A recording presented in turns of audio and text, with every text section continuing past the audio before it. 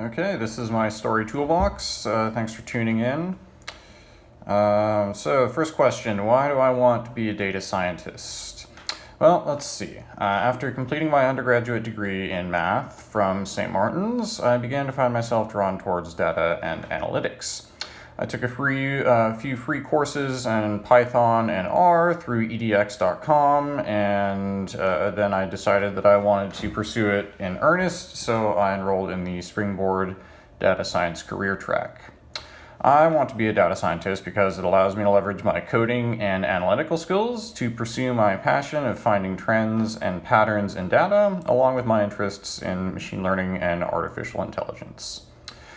So, next question. Why do I want to work at T-Mobile? Well, I want to work at T-Mobile for three key reasons. First, you're doing amazing work in the telecommunications field.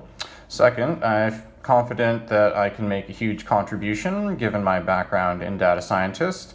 And third, you have some of the smartest people in the world working for you. That really excites me from an intellectual perspective.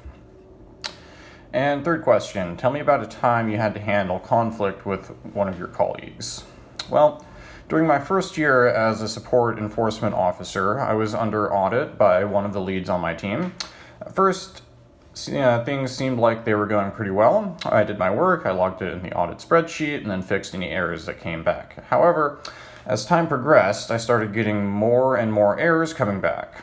My auditor worked from home 2 days a week and sat 2 rows away from me when she was in the office, so most of the time we communicated by email, and occasionally I'd go over to her cubicle and ask her questions in person, which usually resulted in her telling me to look in the handbook to find the answer. Anyway, when I first started, I thought that I would be okay learning semi-remotely, mostly, with the emails. However, as the errors kept piling up, I began to be more stressed out because it seemed like I was doing everything wrong. So, eventually I started second-guessing myself on things that I should have known. Eventually, I worked up the courage to ask my auditor if she would come and sit with me. I think she maybe came over for about 5 minutes one time before going back to her work.